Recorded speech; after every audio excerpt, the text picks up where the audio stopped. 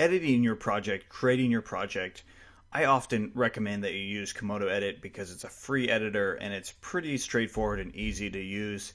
But it's not the only one. There's other ones that I want to mention just so you know of them, because if you have any errors or issues with Komodo Edit, you might consider trying some of these other ones, because no software is perfect. I mean, it's made by people.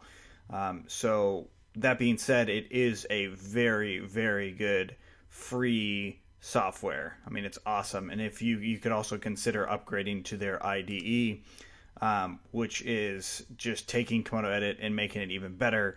And it's $90. So it's not cheap, but it might be worth that extra money once you start developing a lot. But if you don't plan on developing a lot, you plan on just doing some projects here and there, Komodo Edit as the free version is awesome.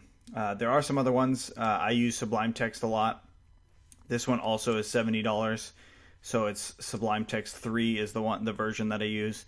It's supported pretty well. You can actually download it and use the free version for a while. It will have a little nag. I don't know if the nag ever goes away if you don't pay for it. But just keep that in mind. You can actually use that. PY Charm's another popular one. This one is also for sale, but I believe they have a trial version as well. I don't use this one a whole lot, but I've heard good things about it. Notepad++, here's another one. Again, free. I'm not sure about the support. And then PyDev, that's another one.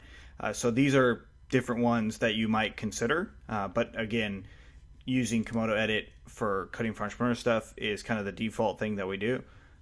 You might see Sublime Text 3 every once in a while as well. But Komodo Edit and those two are kind of like the default path for us.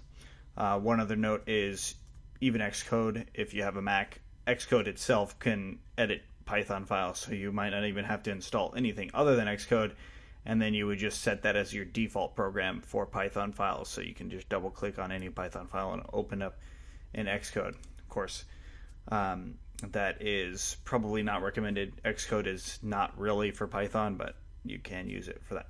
So let me know if you have any questions on this, but for now, stick with Komodo Edit if you don't know which editor you want to pick.